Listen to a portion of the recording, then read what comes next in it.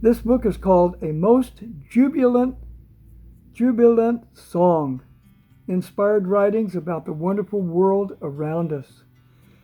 This is excerpts from poetry written by Walt Whitman, and the particular excerpt we have here is from Leaves of Grass, a long poem that I read a long time ago, and this is one little section of it that particularly touched my heart. What is the grass? A child said, "What is the grass?" fetching it to me with full hands. How could I answer the child? I do not know what it is any more than he. I guess it must be the flag of my disposition, out of hopeful green stuff woven. Or I guess it is the handkerchief of the Lord, a scented gift and remembrancer designedly dropped, bearing the owner's name some way in the corners, that we may see and remark and say, whose? Or I guess the grass is itself a child, the produced babe of the vegetation. That's the story, very short, but it really shook me. Because what did he mean? What is the grass? We all know what the grass is. It makes this beautiful carpet of green.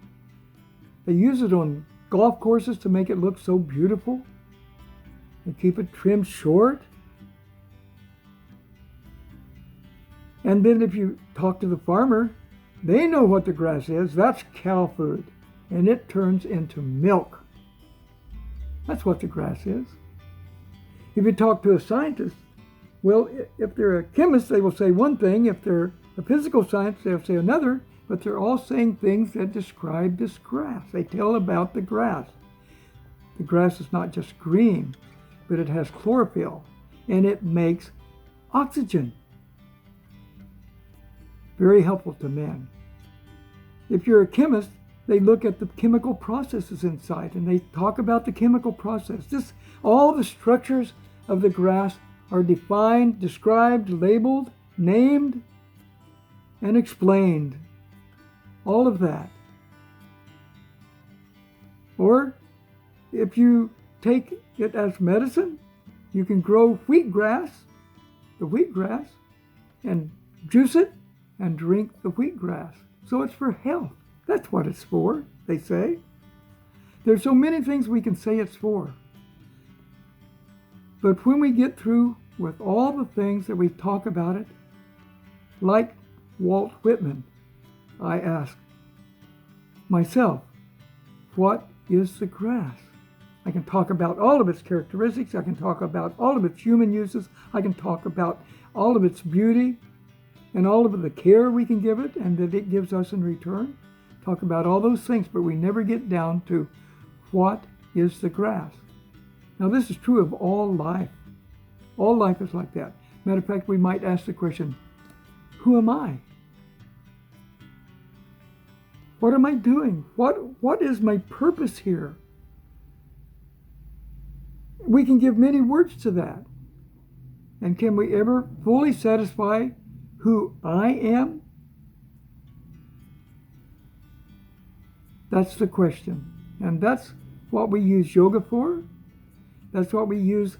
We're going for self-mastery. We want to work toward serving others, being of benefit to all the people around us in some beautiful way.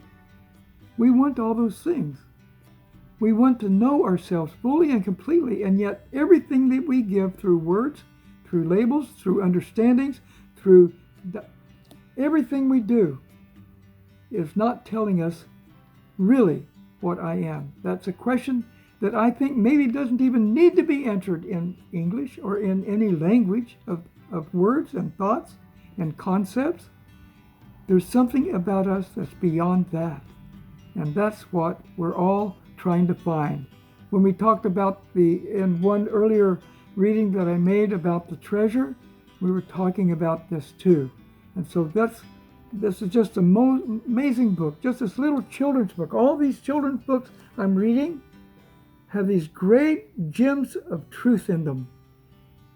And they're all signaling something that's greater than the mind, greater than all the beautiful art.